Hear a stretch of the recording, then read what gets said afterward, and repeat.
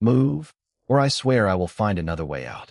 Haley Bennett stood barefoot on the cold stone floor of Sterling Palace, clutching her shoes in one hand while moonlight poured through the towering windows behind her. She had been running for less than 5 minutes, yet her heart hammered as though she had crossed the entire kingdom. Ahead of her, a tall man dressed in black had stepped from a shadowed archway and quietly blocked the corridor leading toward the northern gate.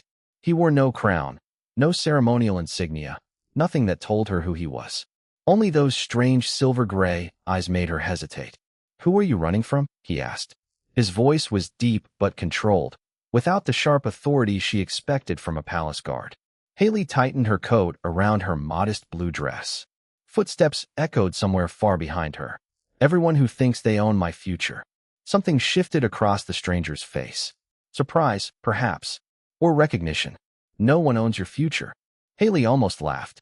"You clearly have not met the people inside this palace." She stepped to his left. He moved slightly, still between her and the gate. "Please," she said, quieter now. "Just let me pass." He studied her for one long heartbeat, then began stepping aside. The footsteps behind Haley grew louder. Panic overruled patience. She hurried forward, her bare foot sliding against the edge of a polished runner. The stranger reached for her before she could fall.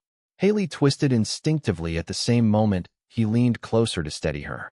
Their faces collided in a brief, awkward instant. Haley jerked backward, breathless. The man froze. His silver-gray eyes changed. Amber spread through them like fire beneath glass. Haley forgot the footsteps, forgot the gate, forgot to breathe. Something ancient seemed to awaken behind his stare, but before either of them could speak, the world slipped backward to earlier that evening. Haley had arrived at Sterling Palace believing she was attending the autumn gathering as Silver Creek's representative. Her Uncle Thomas had called it an honor. She had called it unnecessary, but she had come because Silver Creek needed every friend it could find before winter. The guest chamber assigned to her was larger than her entire apartment back home, with carved oak furniture, cream-colored walls, and windows overlooking miles of dark pine forest. Haley had barely unpacked when she noticed an envelope beside the mirror. Her name was written across the front. She opened it expecting a dinner schedule. Instead, she found a formal list beneath the royal crest. 24 names. Haley read the heading once, then again. Royal mate selection. Her stomach tightened. She scanned downward, hoping she had misunderstood.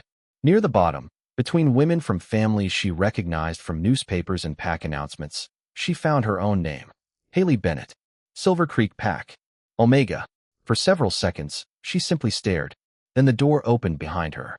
Thomas entered, stopped when he saw the paper in her hand, and went pale. Haley slowly turned toward him. "Tell me this is a mistake." Thomas said nothing. Her fingers tightened around the page. "Uncle Thomas, why is my name on a list of women being presented to the Alpha King?" His silence gave her the answer before his words ever could. "You were never supposed to find that before the ceremony," Thomas said. Haley stared at her uncle, and somehow those words hurt more than a denial would have. She lowered the document slowly. "So it is real." Thomas closed the guest chamber door behind him. "Haley, please listen before you decide what this means. I think 24 names under royal mate selection are fairly difficult to misunderstand." She placed the paper on the dressing table before her trembling fingers betrayed her. Beyond the tall windows, carriage lanterns moved through the palace courtyard like small golden stars. Somewhere below, musicians were beginning to play. Everything sounded elegant and ordinary while her trust in the man before her quietly cracked. Thomas drew a tired breath. "Silver Creek is in trouble." Haley looked at him. "I know." Everyone knew. 2 weak harvest seasons had emptied storage buildings faster than expected, and several neighboring packs had withdrawn agreements that once guaranteed safe trade routes through. Winter. Families were already counting every dollar and every bag of flour. "Then you know why I did this," Thomas said. "No. I know why you were afraid." "That is not the same thing." He flinched.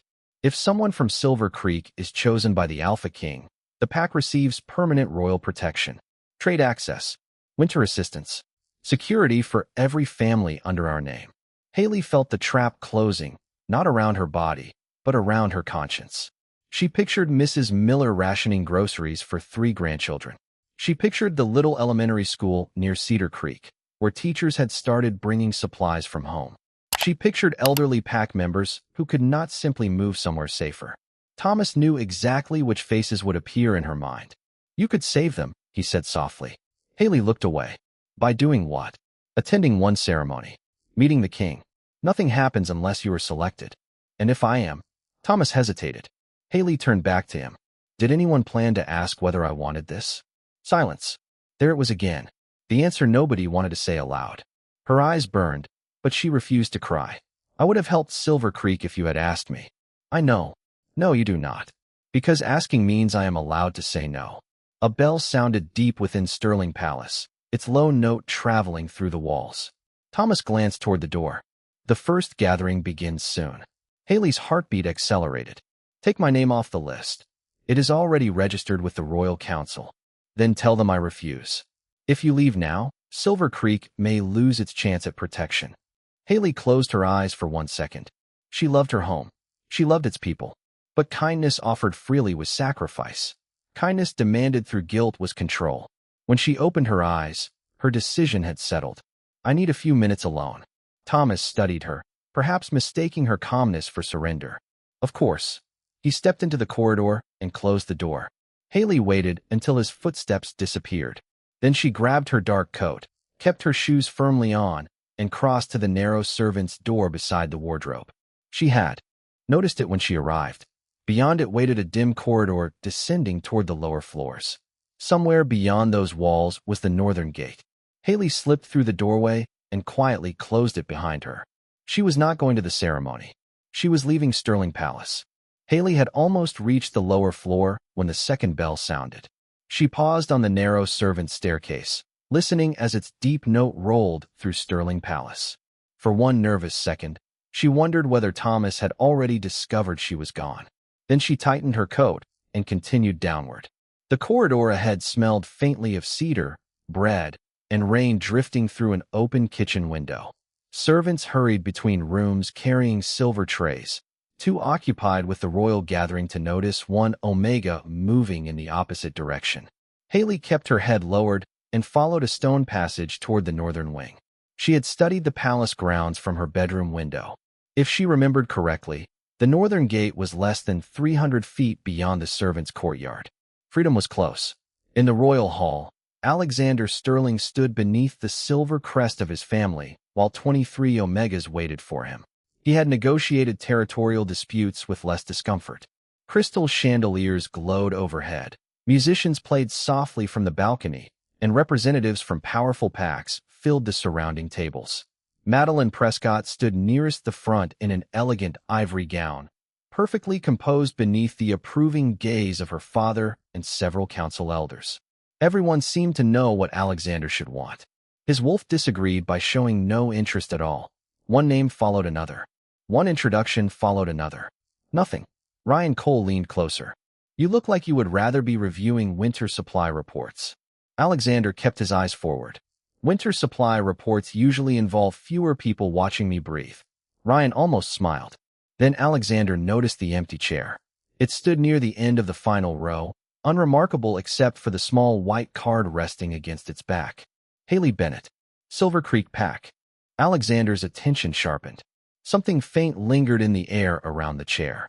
Rain on pine needles. Cedar warmed by sunlight. A scent so subtle he might have dismissed it if his wolf had not suddenly stirred. Alexander froze. For years, the creature inside him had responded to danger, territory, duty, and the moon. Never like this. A pulse of awareness moved through him, immediate and certain. "Find her." Alexander stepped down from the platform. Conversations softened around him. Madeline turned, confusion appearing behind her practiced smile. Ryan followed Alexander's gaze toward the empty seat. "What is it?" Alexander stopped beside the chair. The scent was stronger here. "Not much." "Enough." "Who was sitting here?"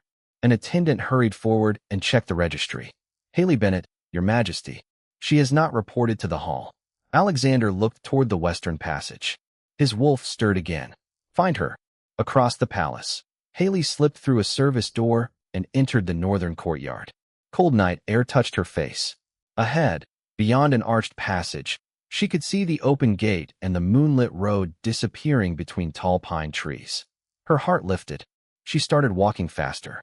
Behind her, Alexander left the royal hall without explanation.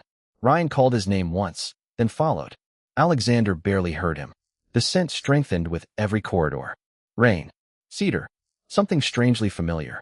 By the time Haley reached the final stone passage, she was almost running. She could see freedom less than 100 feet ahead. Then a tall figure dressed in black stepped from the shadows and stopped directly between her and the gate. Please move.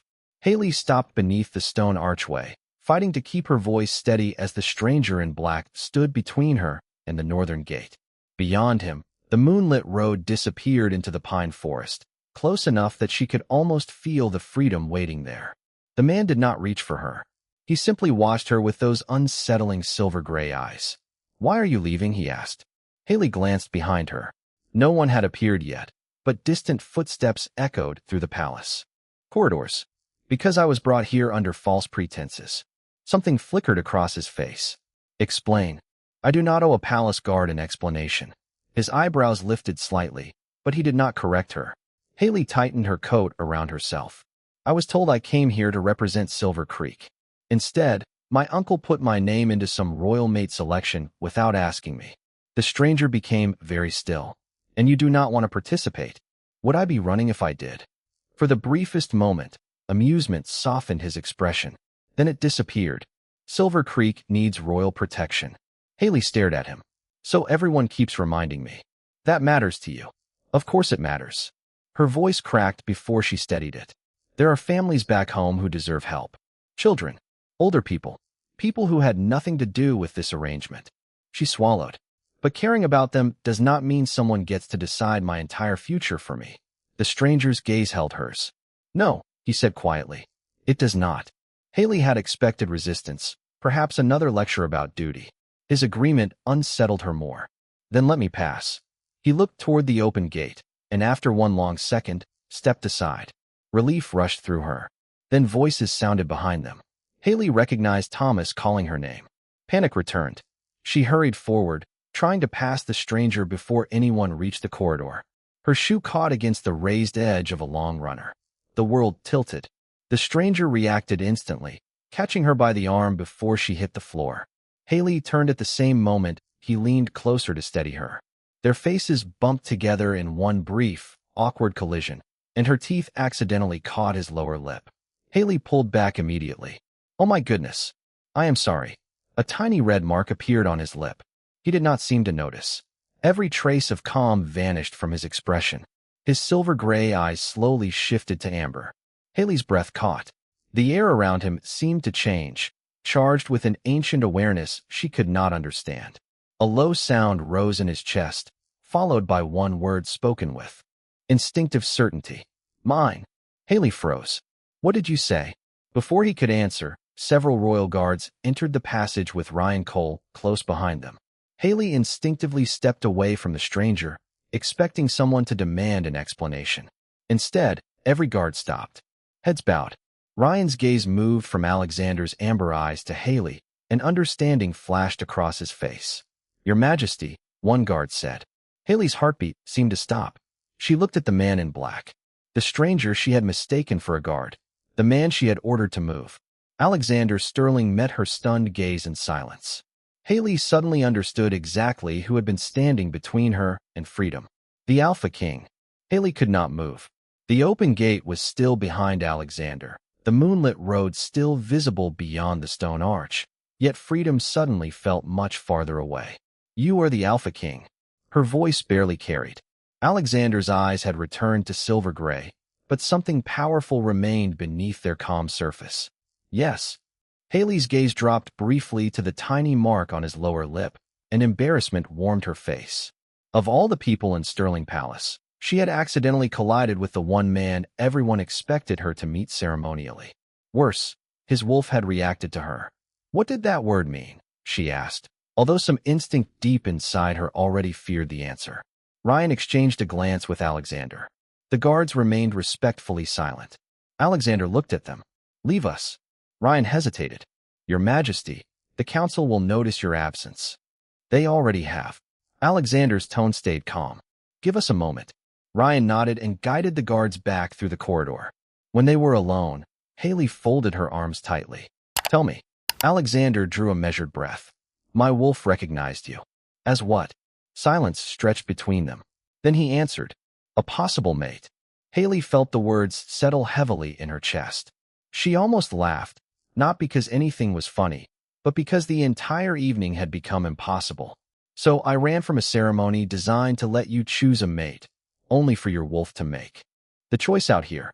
My wolf recognized something. He did not make a choice for either of us. Haley looked toward the gate. Does that mean I can still leave? Alexander followed her gaze. His expression changed, and through some strange new awareness, Haley sensed an emotion that did not seem entirely her own. Reluctance. Strong, immediate, carefully controlled. Alexander stepped away from the gate. Open it fully. The guards outside obeyed, pulling the enormous doors wider until nothing stood between Haley and the forest road. She stared at him. You are letting me go? You never needed my permission. Your wolf just called me his mate. My wolf does not rule this kingdom. His voice softened. And he does not rule you. Haley searched his face for manipulation and found none. What about the council? That is my problem.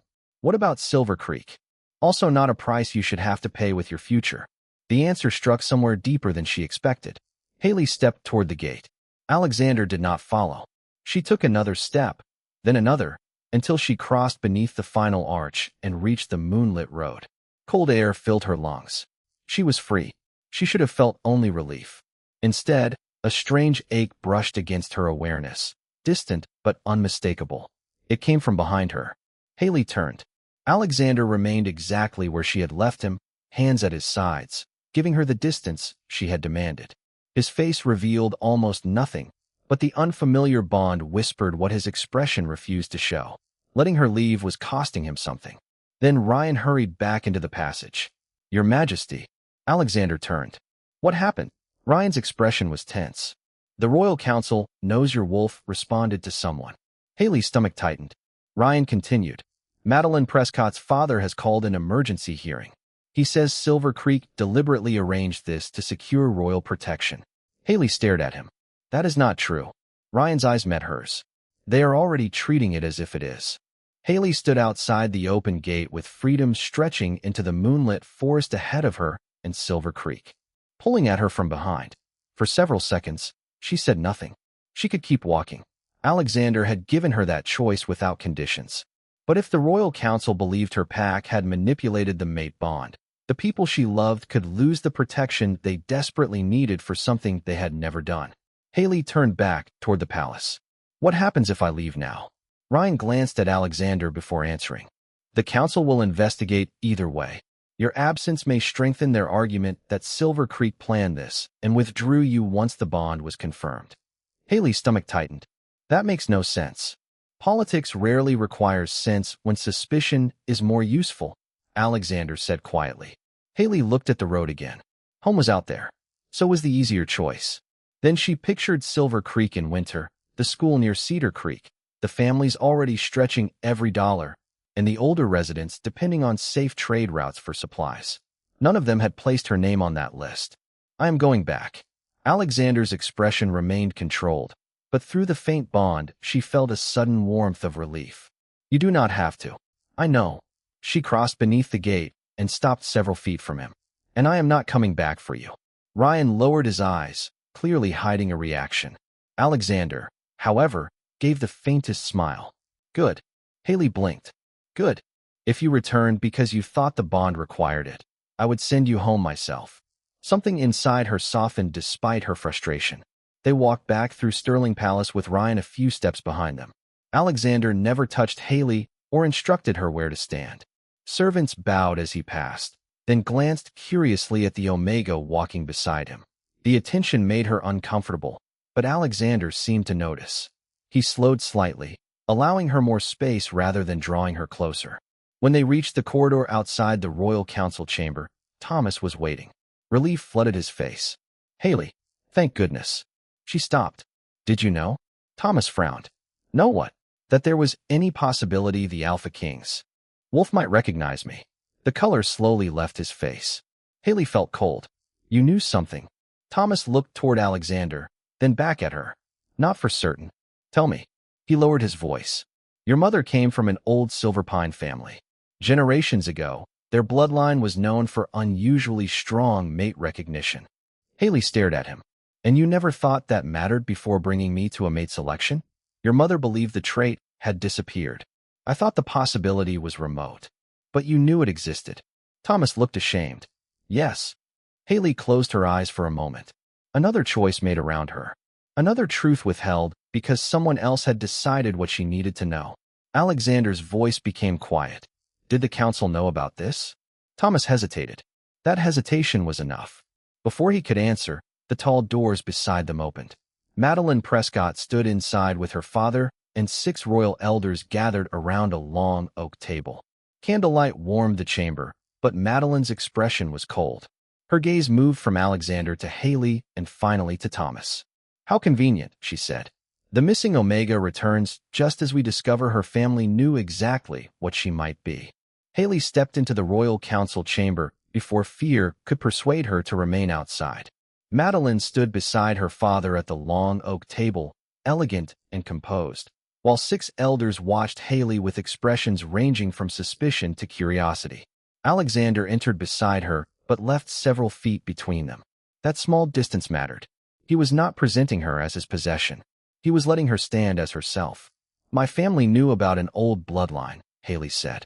I did not. Councilman Prescott folded his hands. Convenient ignorance does not erase the advantage Silver Creek hoped to gain. Advantage, Haley repeated. I ran away from the ceremony. Madeline's expression remained cool. And then you returned. Because your accusation could hurt people who had nothing to do with this. Or because you discovered the Alpha King wanted you. Heat rose in Haley's face, but she held Madeline's gaze. His wolf reacted to me. That is not the same as him choosing me. And it is definitely not the same as me choosing him. Silence settled across the chamber. One elder turned toward Thomas. Did Miss Bennett know about the Silver Pine bloodline before tonight? Thomas looked at Haley. Regret filled his face. No. Did she know Silver Creek's protection petition could benefit if she were selected? Thomas hesitated. Not until she found the ceremony documents. Did she personally agree to participate? Thomas lowered his head. No. Haley felt the last pieces of the arrangement fall into place. She had not misunderstood. Her choice had simply never been considered necessary. Councilman Prescott leaned back. Then Thomas Bennett acted irresponsibly. But the mate response has occurred. That changes the matter. Miss Bennett is now connected to the crown. Haley's stomach tightened. Connected. Such a gentle word for another cage. No, Alexander said. His voice was not loud, but every person in the chamber became still. Councilman Prescott frowned. Your Majesty? Alexander walked to the center of the room. You are confusing recognition with ownership. Madeline stepped forward. Your wolf identified her. Surely that gives the crown an interest in what happens next. Alexander's expression cooled. The crown has an interest in treaties, borders, trade, and the welfare of its people. It does not own Haley Bennett. He looked toward Thomas. The arrangement placing her in the royal mate selection without her informed consent is void. Thomas nodded slowly. Alexander turned to the elders. Silver Creek's request for protection will be reviewed independently. No decision concerning that pack will depend upon whether Haley remains here. Councilman Prescott's jaw tightened. And the bond. Alexander looked at Haley. She felt his wolf stir through the strange connection between them, warm and certain. He could have claimed fate. He could have used tradition. Instead, he said the one thing she had needed to hear all evening. She belongs to no one. Haley's breath caught. Alexander continued, his eyes never leaving hers. Not to Silver Creek. Not to this council. Not to the crown. Not to me. Madeline stared at him. Then you would simply let your mate walk away? A shadow of pain crossed Alexander's face, but his answer came without hesitation. If walking away is what she chooses, yes. For the first time that night, Haley understood why the bond frightened her less than it had an hour ago. The wolf might have recognized her by instinct, but the man standing before her was willing to lose her by choice. Haley expected freedom to feel like relief.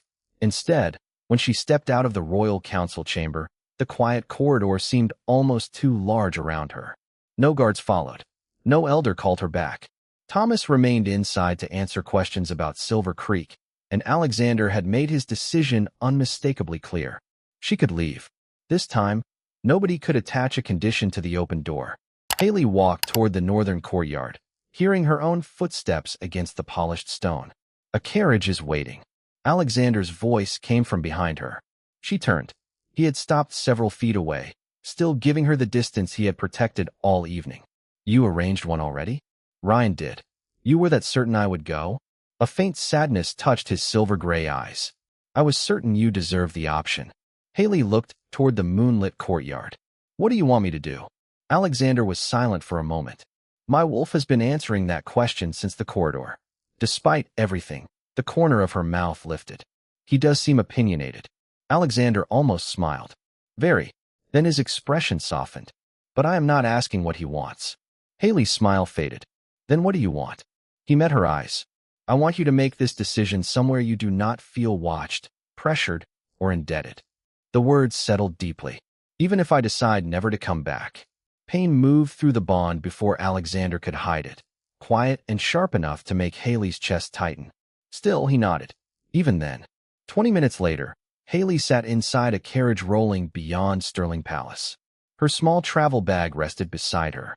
Through the window, she watched the northern gate shrink behind them. 100 feet. 200. Then the road curved between tall pine trees, and the palace lights began disappearing behind branches. She had won exactly what she had demanded. Choice. So why did leaving feel different now? Haley closed her eyes. She thought about Thomas withholding the truth because he believed necessity justified it. She thought about the council discussing her as if a mate bond had transformed her into royal property. Then she thought about Alexander stepping away from the gate. Alexander voiding the arrangement.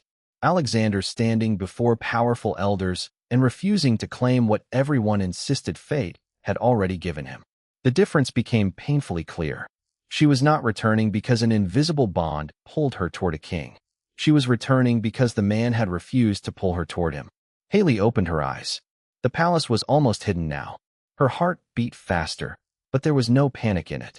For the first time that evening, she knew exactly what she wanted to do. Stop the carriage. The driver gently brought the horses to a halt. Miss Bennet. Haley opened the door and stepped onto the moonlit road. Cold air brushed her face. Please take my bag back to the guest residence. The driver looked confused. And you? Haley turned toward the distant golden lights of Stirling Palace. I am walking back. She started down the road. Each step carrying her toward the gate she had fought so hard to escape. By the time she reached the royal hall, the pack representatives had gathered again. Alexander stood before the empty seat beside the throne. His voice carried across the room. There will be no Luna chosen tonight. Haley stopped beneath the doorway. Hundreds of faces turned toward her.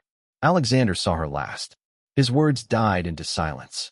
Haley drew a steady breath. What if I do not want that seat to stay empty? For several heartbeats, no one in the royal hall moved.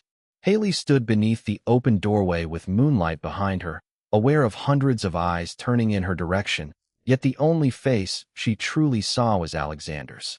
Surprise broke through the Alpha King's careful composure. Beneath it came something. Warmer. Something he seemed almost afraid to believe. Haley, he said. She walked forward. Nobody summoned her. Nobody guided her. Nobody closed the doors behind her. Each step belonged entirely to her. When she reached the center of the hall, she stopped several feet from Alexander. I need to make something clear. His silver-gray eyes remained on hers. I am listening. Haley drew a steady breath. I did not come back because Silver Creek needs royal protection. You already separated that decision from me. Alexander nodded. And I did not come back because your wolf recognized me. A quiet murmur moved through the gathered packs. Haley ignored it. I spent the entire evening trying to escape people who believed caring about my pack meant they could decide my future.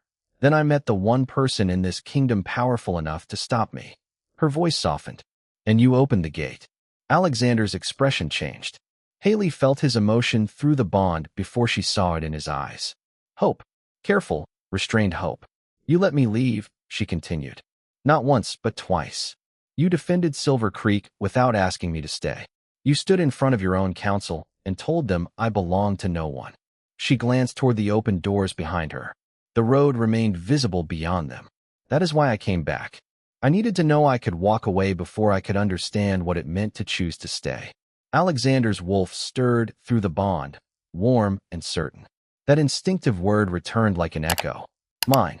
Alexander closed his eyes briefly. When he opened them, his gaze was completely calm. Only if she chooses me. The hall became silent again. Alexander did not approach her. Instead, he extended one hand and waited.